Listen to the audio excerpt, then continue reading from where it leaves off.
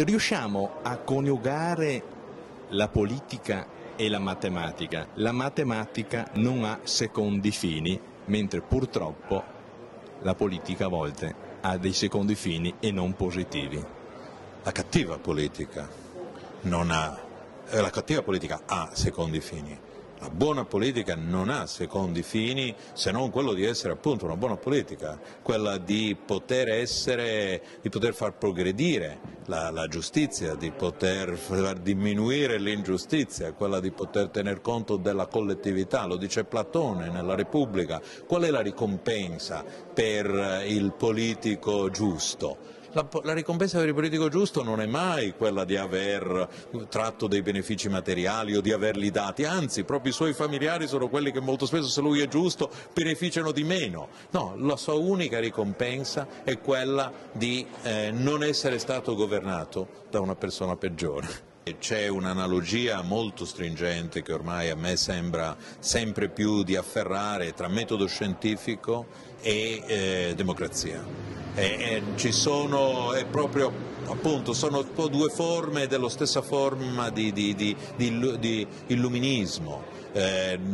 Entrambe si costruiscono, entrambe permettono un progresso, entrambe cercano sì di perfezionarsi, ma non pretendono di avere la perfezione. Ciò che è importante appunto è costruire e migliorare sul passato. Entrambe hanno bisogno di dialogo, hanno bisogno di confronto, hanno bisogno di mettere in discussione se stesse. E quindi sempre di più io vedo un'analogia tra la grande conquista dell'umanità, che è stato un metodo scientifico, e l'altrettanto straordinaria conquista dell'umanità che è appunto la democrazia, che è un grande valore proprio perché ci permette di poterci migliorare ogni giorno.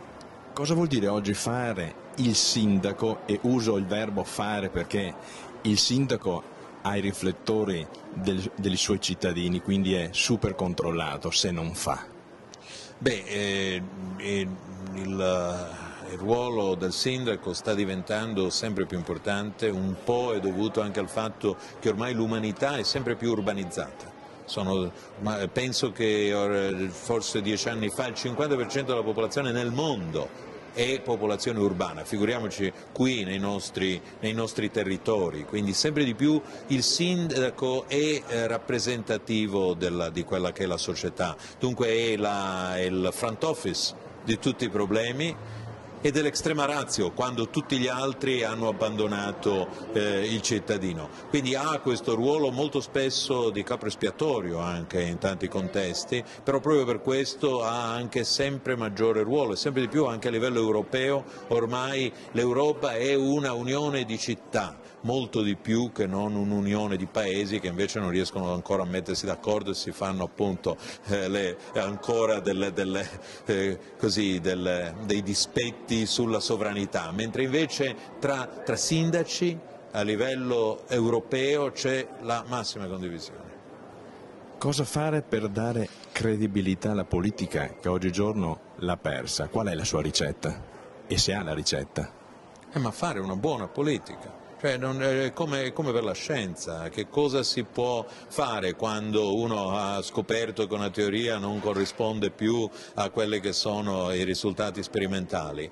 Purtroppo abbandonarla e cercarne una migliore. Questo fatto di miglioramento, no? Cercare delle spiegazioni migliori per capire il mondo ogni volta, no? Magari anche appunto la relatività generale sappiamo, no, che non ci darà l'ultima risposta, la stessa cosa bisogna farla in politica, non per questo di disperarsi, non per questo cercare l'antipolitica, sarebbe assolutamente folle, vorrebbe dire non aver capito nulla se uno dice beh, la politica ha fallito quindi l'antipolitica, no, assolutamente, la politica bisogna sempre cercare, come quando non si ha più una spiegazione che funziona, cercarne una migliore, quando una politica che non ha funzionato, cercarla una migliore, quindi cercare di fare della buona politica, questo è l'impegno. Io credo che poi tutti sanno che cosa questo poi voglia dire, perché molto spesso non è tanto un problema di trovare le regole ottime, perché non appena uno viene introdotto un nuovo regolamento, no, è ben noto l'adagio che dice fatta la legge trovato l'inganno, quindi non è un problema di fare delle leggi, è proprio un problema di cercare di costruire delle persone che sempre di più possano interpretare al meglio il ruolo della politica, apprezzandolo per quello che poi era il tema che abbiamo detto all'inizio, fine a se stessa, cioè proprio come obiettivo senza secondi fini.